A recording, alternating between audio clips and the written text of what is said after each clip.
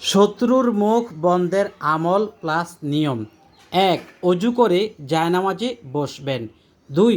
শত্রুর নাম আর তার মায়ের নাম সাদা কাগজে লিখে নেবেন, যেমন জাহিদ, তার মায়ের নাম হুমায়রা।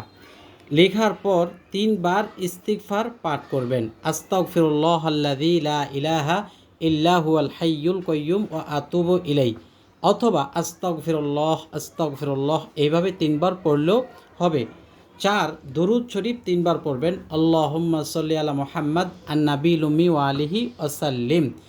অতঃপর এই ২টা দোয়া পাঠ করে ওই নামের কাগজে ফু দিবেন।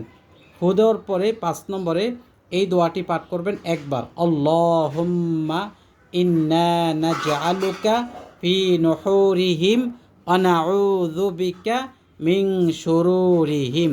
একবার পাঠ করে ওই নামের উপরে ফু দিবেন। সর্বশেষ সূরাতুল লাহাব, যেটাকে আমরা তাব্বাত ইয়াদা সূরা বলি, তাব্বাত ইয়াদা সূরা ৩ বার পাঠ করে তারপর নামের উপরে ফু দিলেই হয়ে যাবে ইনশাআল্লাহ। ওই নামের ব্যক্তির শত্রু আপনাকে আর কখনো ক্ষতি করতে পারবে না। আপনার যতই ক্ষতি করতে চাক, সে কোনোভাবেই আপনার অকল্যাণ সাধিত করতে পারবে না।